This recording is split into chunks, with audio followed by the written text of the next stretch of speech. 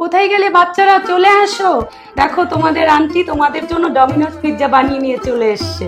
এখন তো প্রচন্ড গরম পড়েছে, তো বাচ্চাদের বাইরের খাওয়া বারণ। তো আমি যেভাবে পিৎজাটা বানালাম, আপনারা সবাই এভাবেই বানিয়ে বাচ্চাদের খাওয়াবেন, ওরা খুব খুশি হবে। চলো আমি কিভাবে পিৎজাটা বানালাম তোমরা স্টেপ বাই স্টেপ দেখো। দেখো এখানে নিয়ে এসেছি পিৎজার ডো।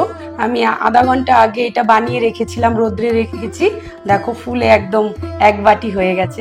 তো এখানে আমি ময়দা নিয়েছি আর ইনস্ট্যান্ট ইস্ট নিয়েছি।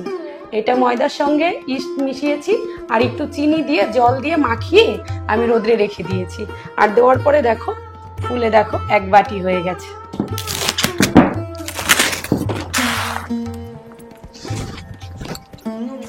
এখন আমি এই ময়দাটা ভালো করে মাখিয়ে নেব।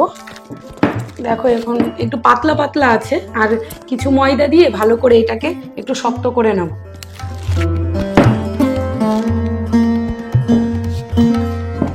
বাটিতে খুবই অসুবিধা হচ্ছে, আমি এখন টেবিলে নিয়ে নিচ্ছি, একটু ভালো করে মাখিয়ে নেব।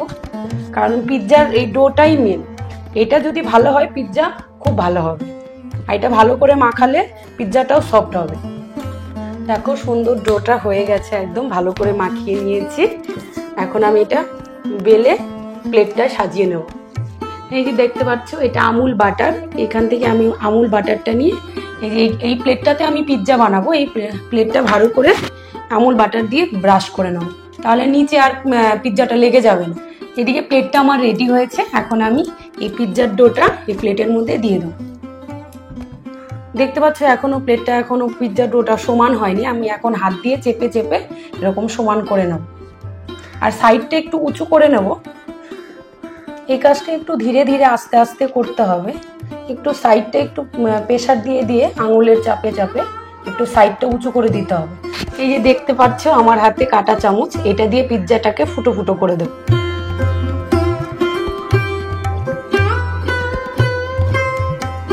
দেখো আমার কমপ্লিট হয়ে গেছে পিৎজার ডোটা। এখন আমি এটা রেস্টে রাখি আর বাদ বাকি নেক্সট কাজটা করছি। এই ক্যাপসিকাম, টমেটো, পেঁয়াজ এই তিনটেই নিয়েছি। আর যার যেটা ভালো লাগে, বাচ্চাদের খেতে ভালো লাগে সবজি, তোমরা সব ব্যবহার করতে পারো।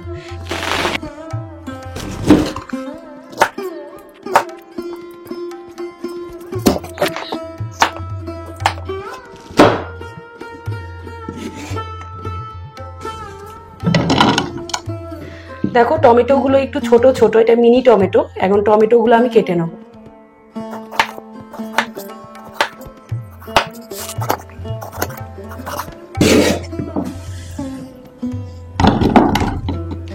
দেখো আমার হাতে একটা বড় সাইজের পেঁয়াজ, এই পেঁয়াজটা এখন কাটবো।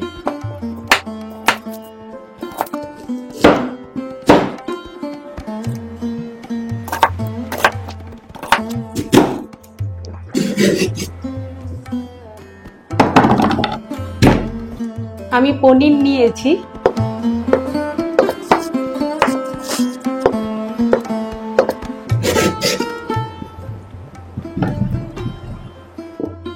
এটার মধ্যে চাট মশলা আছে আর এর মধ্যে শুকনো লঙ্কার গুঁড়ো আছে। আমি শুকনো লঙ্কাটা পনিরের মধ্যে দিয়ে নেবো, কারণ আমার বাচ্চা একটু ঝাল ঝাল খেতে পছন্দ করে। আর এখানে আমি চাট মশলাটা একটু দিয়ে দেবো। আমি কিন্তু পনিরের মধ্যে নুন দেইনি, কারণ চাট মশলার মধ্যে একটু নুন নুন ভাব থাকে। তারপরে পিৎজার মধ্যে চিজ থাকবে, চিজটা একটু নোনতা নোনতা হয়, ওর জন্য কিন্তু আমি পনিরের মধ্যে নুন দেইনি। এখন আমি এই মশলাগুলো ভালো করে মাখিয়ে নিচ্ছি। দেখো পিৎজার ডোটা কত সুন্দর ফুলে উঠেছে। এটা পিৎজা পাস্তা সস আমি এর মধ্যে এখন দিয়ে দেবো।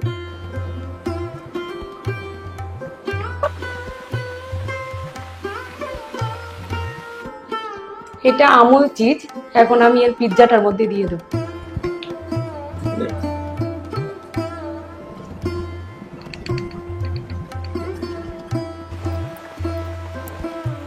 এখন আমি ক্যাপসিকামটা এই পিৎজার উপরে দিয়ে দেবো। এখন আমি পেঁয়াজগুলো দিয়ে দিচ্ছি এর মধ্যে।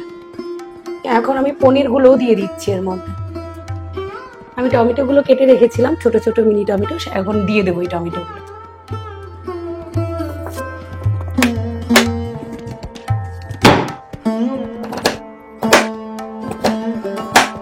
আমি এখন এই পিৎজার মধ্যে চিজগুলো দিয়ে দেবো সুন্দর করে। দেখো আমার পিৎজাটা একদম সুন্দর করে সাজিয়ে নিয়েছি, প্রচুর চিজ দিয়েছি।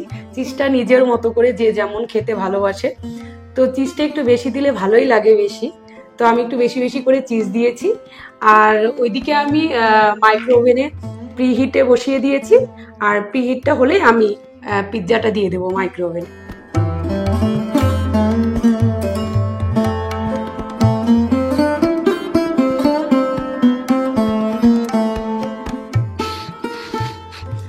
দেখো আমার পিৎজা রেডি, কত সুন্দর হয়েছে দেখতে, তো মনে হয়েছে একদম ডমিনোস পিৎজা, ঘরে বানিয়েছি, কেউ বিশ্বাসই করবে না।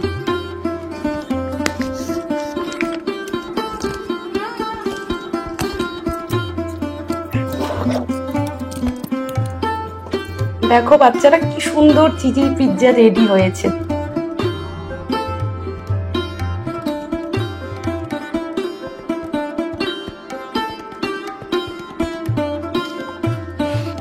দারুণ!